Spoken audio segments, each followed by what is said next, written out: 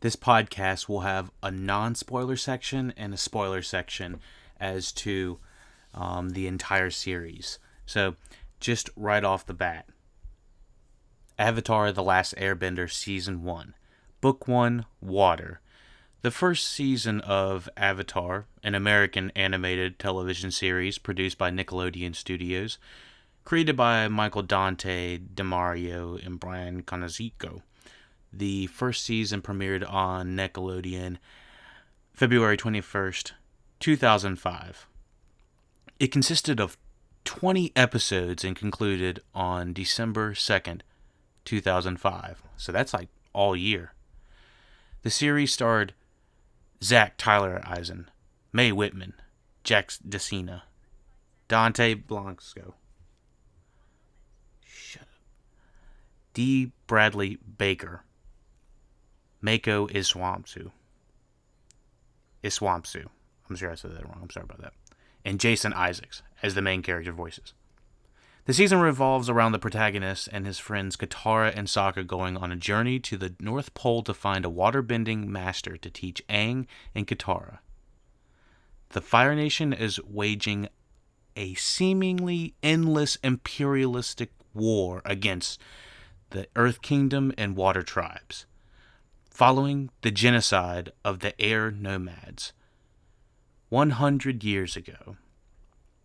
Aang, the current Avatar, must master the four elements: air, water, earth, fire, to end the war. Along the way, Aang and his friends are chased by various pursuers, banished by the Fire Nation. Prince Zuko, along with his uncle and former general, Iroh, I forgot how to pronounce his name, sorry, and Admiral Zhao of the Fire Navy. Each episode of the season attracted more than 1 million viewers on its first airing between 2006 and January 31st, 2006 and September 19, 2006.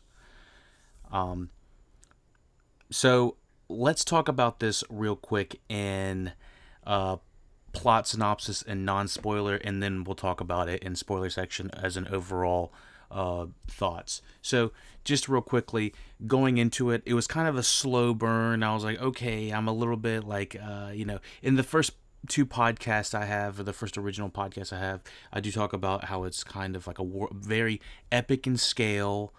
The world building is very nice to learn about. It feels lived in. It feels like there's a historical value to it. You know how Game of Thrones has very in-depth, detailed history. This is kind of that, but on a very small scale, and it's animated. I was a little bit shaken with the animation at first. I felt like the frames per second was a little bit slower than it could have been. And then somewhere around the 10th episode, it kind of flipped a switch like that. And it just kicked up a notch. It stopped going from being as episodic as it was originally starting out to be. The first 10 episodes very much feel episodic in a way that I could have, skipped an episode or two and it would not have mattered.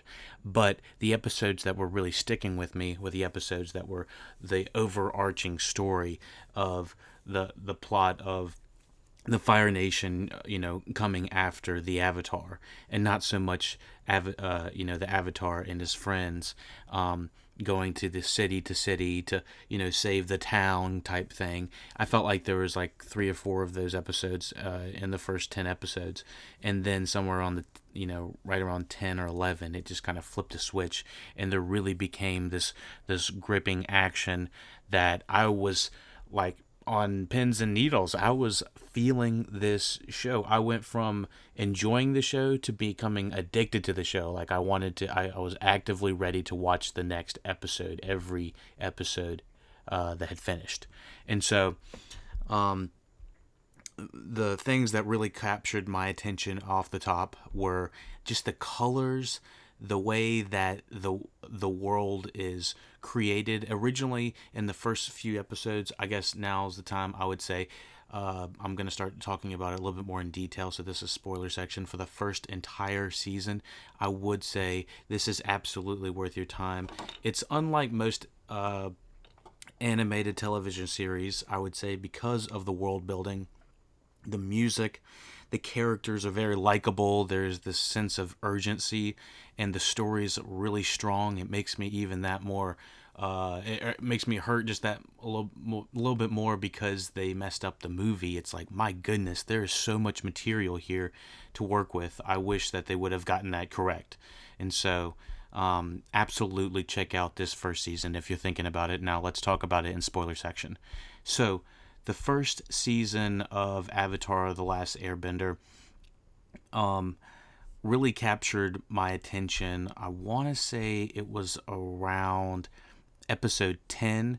Once I realized that each one of the episodes were trying to focus on kind of like this quote unquote life lesson, always, trust your friends, don't put too much stock in one thing, like the fortune teller lady, and other, making sacrifices kind of for the greater good kind of stuff. There's episodes with, let me see if I can find the spirit world, I believe. Yeah, the high bay monster. I thought that was a really cool, what is that, like an environmental message kind of. There's like these subtle messages in each one of the episodes that really go in depth. Really go in depth. They're more or less like kind of, they're not as subtle for, kids that are watching it. So it's like, always trust your elders kind of thing. It's very lighthearted when it comes to that. And I will say, with everything going on in the world these days, I gotta say that this world is a delight to kind of escape in. I mean, after watching this first season, I was just like, this is something I can't wait to indulge in. And I believe there's at least 40 more episodes within 2 more seasons. And I'm really excited about that. I was actually surprised how well this season kind of formed out. Like, I was just so involved with the episodes that, with especially at the end with, Katara and Sokka and Aang finally getting to the northern, the northern water tribe, and I'll just go down the the plot synopsis. Sorry. The group finally reaches the northern water tribe where they receive a warm welcome. Sokka meets Princess Yu, I'm pretty sure that was her name, the daughter of the chief of the tribe. Aang and Katara seek to learn waterbending from a master named Paku, but he refuses to teach Katara. Women in the northern water tribe are only trained to use waterbending for healing, with martial training reserved for men. Katara refuses to be bound by the custom and challenges Paku to a duel. And I will say, I love this duel. I think I talk about it in the original podcast, how I wasn't crazy about the firebending, and my least favorite to watch was the firebending. I'd say by the end of the season, my Lanta, the bending is so cool. It's almost like they create a piece of art right before they're attacking or as they're defending themselves.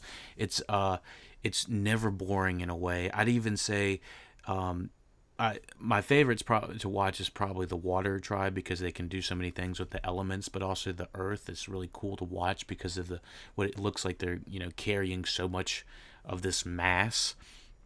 But moving Earth and whatnot was a really cool skill to watch, especially with that one episode where they had to get 2 tribes to work together to go through the canyon. That was a very cool episode with the beginning of that having the earthbending stuff. That was it was just awesome. The colors at the very end of this last few episodes, and the artwork, my goodness, just gorgeous. I wanted so many pieces of of this show just kind of screenshot and kind of solidified as art. I thought it was amazing. So in these last few episodes, they kind of all run together in the way that they're done. But I will say, is there different studios for this? Oh wow! So there is different studios that animates the cartoon. But it literally goes back and forth, back and forth, back and forth. So it's not like one is dominant at the beginning of the series or not. It's by JM Animation and DR Movie. That's pretty interesting, though. I did not know that this is animated by two different studios. So I couldn't really tell that if I would have said anything, that they would have just changed things at the midway point of the season, and I wouldn't have said that there was two different production studios. But yeah, let me see. So yeah, this is kind of the defiance in Katara and her wanting to be, considered in the martial arts training for waterbending and whatnot. So she challenges Paku to a duel, demonstrating her considerable skill and potential, taking notice of Katara's pendant given to her by her mother. Paku realizes that Katara is the granddaughter of his ex-fiancée, who also could not tolerate the Northern Water Tribe's custom and had left to start life with the Southern Tribe. He relents and agrees to train her. Meanwhile, Admiral Zhao, I can't remember, Zhao hires the pirates, the waterbending scroll, to assassinate Zuko. After finding out Zuko was the blue spirit who freed Aang, Uncle helps Zuko fake his death and feigns loyalty to Zhao. With Uncle's help, Zuko sneaks aboard Zhao's lead ship as a fleet and departs. So that's at the end of 18. Yeah, I was absolutely hooked by the time they were all just hanging out at the Northern Temple. It's the way that this season really works for me as well is the sense of urgency and pacing is to a T. I'd say that the way that it's edited, it could easily be, turned into a live action. It almost is just as good as having storyboards because the editing is that good. It's like it shows where everyone is at what time. I never feel like I am lost in this world. I always feel like I know that the Fire Nation is just like a couple steps behind. And all of the battles in this were so impressive. They kept talking about how Avatar is going to be in these big battles and stuff like that. Now he's the last Airbender, got to save everybody. Got to save the world. And I was like, I'm ready for some dope battles, and they really serve them up. I will say, by the end of this, there is some really cool battles. I was never bored through any of them, even through the flying people that are not airbenders, but they're like nomadic people who have taken over the Northern Air Temple. That was even a really cool episode, just with all of the what they're doing. With that, it actually reminds me a little bit of One Punch Man. I know One Punch Man probably came out much later than Avatar, but I'm sure that they've taken cues from Avatar just because of how good it is. And my goodness, the cinematography of I guess is the cinematography, the color design, the color in the last episode with the fighting going from light to dark to when Admiral Zhao takes the fish out of the pond, the koi pond, and the what's it called? The world turns to gray, and when they're fighting, what they're doing, I think it was like the water, certain parts of that were magical, were illuminated either with fire they were red, water they were blue, obviously, and vice versa. and so on and so forth. And so I love the color at the end of this. I was just in shock, and the way that the whole world went red and then it went blue, and then I had predictions in episode previous podcast. I was like, there's no way they're going to kill anybody, and somehow they managed to make it look like they killed not one but two people. I was like, oh my gosh. And not exactly kill. Some were more like quote unquote sacrificed, or they became their other selves or something like that. Anyways, let's hop into episode 19 real quick. As the Fire Nation forces close in on the Northern Water Tribe, the leaders and the citizens scramble. Sorry, I was just checking something. Scramble to find a way to defend against the Armada. At nightfall, Admiral Zhao decides to heed Uncle's advice and halt the attack. And since waterbenders are stronger under the moonlight, Zhao leaves Zuko's ship and infiltrates the tribe on his own. Seeking to capture Aang, Aang believes going into the spirit world and seeking to the moon and ocean spirits to give him wisdom to defeat the Fire Nation. However, after Aang's spirit leaves for the spirit world, Zuko arrives to kidnap his body. Despite stern resistance from Katara, he succeeds when dawn breaks and the Fire Nation, stronger in sunlight, begins its attack. And so, it just ratchets up the attention. The tension.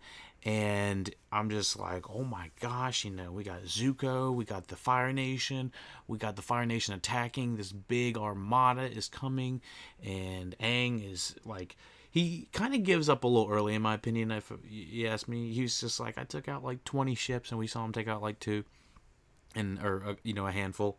And he's like, I can't do it. And I wanted a little bit more of a struggle, maybe for Aang, because he kind of, what feels like, gives up kind of early. Just my opinion. Let's hop into 20. Zuko struggles to find shelter while Sokka, Katara, and Yao search for him and Aang. Fire Nation forces assault the Water Tribe city. When Aang returns from the spirit world, Sokka, Katara, and Yao are able to follow his spirit to his body. Admiral Zhao slays the moon spirit Tui, or Tui, Tai, I don't know, in spite of warnings from both Aang and Uncle, who explain that the whole world depends on the moon. Without the moon, the waterbenders lose their ability to waterbend. Aang goes into the avatar state and, joining with the water spirit La, disseminates the Fire Nation armada. Zuko fights Zhao as retaliation for the assassination attempt, while Uncle remains with Team Avatar to try to revive Tui, the other fish. Uncle realizes that Yao is touched by the moon spirit as a baby, and Yao gives back the spark of life, sacrificing herself to the moon spirit after sharing a final kiss with Sokka. Zhao is pulled underwater by the ocean spirit in retaliation for slaying the moon spirit, refusing to accept Zuko's help when he attempts to save him. At the end of the episode, Fire Lord Ozai, Zuko's father, assigns Zuko's sister, Azula, to hunt down her treacherous uncle and brother. Well, that is the final episode. We kind of get that little spoiler-ish thing at the end, teaser. What is it called? I think it's called teaser. For the next season, Zuko's sister Azula is probably going to join the fray. And overall, like I said, I've pretty much said, my piece on this whole season. It only gets better as it goes. some of my favorite, I guess, the art directors, Lauren McMillan and Giancarlo Volpe, directed 5 of the episodes. Dave Filoni and Anthony Lau directed a couple as well. There was a bunch of writers on there: Nick Malice, John O'Brien, Matthew Hubbard, James Egan, Wilcox, Tim Hendricks, and then the rest. I love the music for this. Let me see if I can find the. Let me see if I can find who did the music for this. Composer Jeremy Zuckman and Benjamin Wynn. I don't know if we've heard them on anything else, but they were absolutely awesome on this. I haven't really seen don't really see anything else for nope. Benjamin Wynn, nope. Don't see anything but Avatar. Oh, he did some Kung Fu Panda and stuff like that. That would make sense. Also kind of in the same realm. Let me see if there's anything else we want to find out. Any more of the music. Jeremy Zuckman. I haven't heard of this guy at all. Legend of Korra. I think that's that's another Nickelodeon as well. Yeah. What a season. Absolutely would recommend it, even with telling you everything that happened. Avatar: The Last Airbender, the first season. Wow, what a watch. What everyone says, I know I'm late to the party, just like the Hamilton stuff. I was late to the party with that, but I'm just here to say, you haven't heard the last word till you heard the last word, and that's the last word. It is good. It's very good. It's way more thought out than I was expecting for an animation of this style, at least for the first few episodes. I was like, I don't know if this is going to get any better, and once I hit the 10th, 11th, 12th, I was addicted. So that's kind of how everything went for me. I'm excited to check out the next Avatar season. Let me see if I can go look at a couple things for season 2. I won't give any spoilers or anything, but wow, I really like how they have the blue is book 1 is water, and I guess season 2 book 2 is earth. I'm worried that book 3 is gonna be, what is it, either fire or air. I don't know. But they've only got 3 seasons and 4 elements, so they're going to have to do some scrambling, in my opinion, if they're going to cover all of the elements per season. But yeah. Anything else we got to check out for this? I think that's about it. Let me see if there's anything else I got to find out. I'm trying to make sure this is not... Yeah... I don't want to talk about the movie. The movie came out in July 1st, 2010. Critically panned by everybody. Nobody liked that shit. They've had... looks like they had